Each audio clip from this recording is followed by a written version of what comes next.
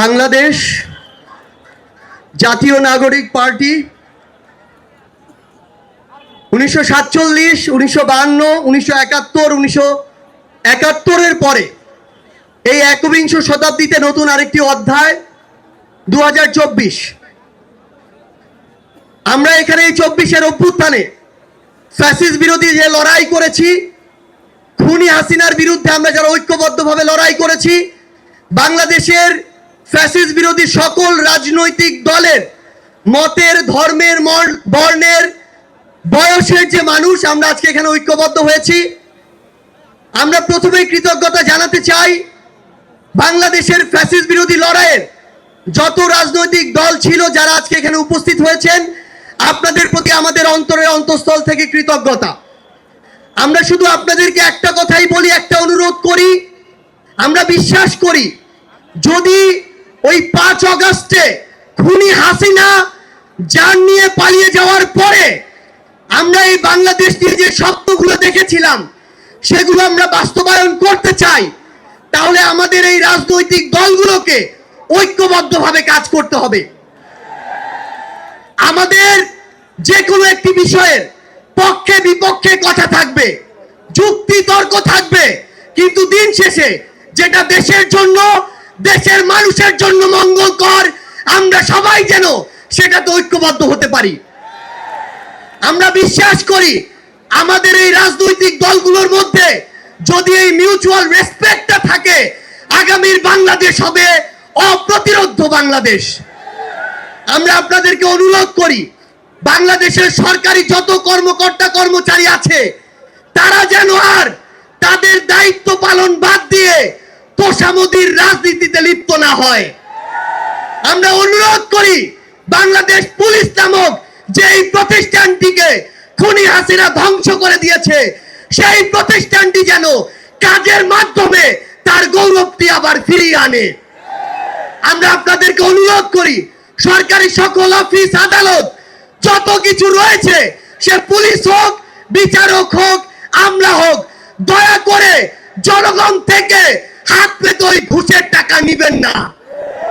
দয়া করে জনগণের জন্য, জনগণের সাথে সামান্য স্বার্থের জন্য এই অন্যায়গুলো করবেন না। আমরা আপনাদের সামনে অনুরোধ করতে চাই এই রাষ্ট্রীয় প্রতিষ্ঠানগুলোকে খুনি হাসিনা নিজ হাতে ধ্বংস করে দিয়ে গিয়েছে। সকল রাজনৈতিক দলকে ঐক্যবদ্ধভাবে এই প্রতিষ্ঠানগুলোর সংস্কার করতে হবে। এই প্রতিষ্ঠানগুলোতে যেন সেই মানুষটি বসে যেই মানুষটি দেশ এবং মানুষের জন্য ভালো, সেই মানুষটি নয় যেই মানুষটি আমার মাইম্যান। আমাদের একটি জিনিস লক্ষ্য রাখতে হবে, আমার সামনে আমার আহত যোদ্ধারা, আমার সামনে 16 বছর ধরে বিভিন্ন রাজনৈতিক দলের কিংবা নির্দলীয় যারা ফাইট করেছেন তারা বসে আছেন। আমার সামনে আমার শহীদ পরিবার রয়েছে। এই প্রত্যেকটি গুম, খুন, বিচার বহির্ভূত হত্যা, এগুলোর বিচার যেন আমরা ঐক্যবদ্ধভাবে করি। এই খুনি হাসিনার বিচার যেন আমরা ঐক্যবদ্ধভাবে করি। একটা জিনিস মনে রাখতে হবে, নিজেদের সামান্য স্বার্থের জন্য যেন কোনো অপরাধী ছাড় না পেয়ে যায়।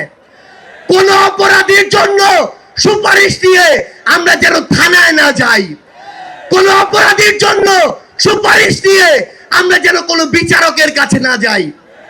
এই নতুন বাংলাদেশে ধ্বজভঙ্গ ওই শিক্ষার সিস্টেমগুলো, এই কারিকুলামগুলো আমাদেরকে ঠিক করতে হবে। এই বাংলাদেশকে বাংলাদেশ পন্থী হিসেবে গড়ে তুলতে হবে। আমরা আপনাদের কাছে অনুরোধ করি আগামীর যে বাংলাদেশ আমরা স্বপ্ন দেখি, সকল রাজনৈতিক দল যদি ছোট ছোট স্বার্থগুলোকে একপাশে রেখে ঐক্যবদ্ধভাবে কাজ করি, তাহলে সেগুলো আমরা বাস্তবায়ন করতে পারবো।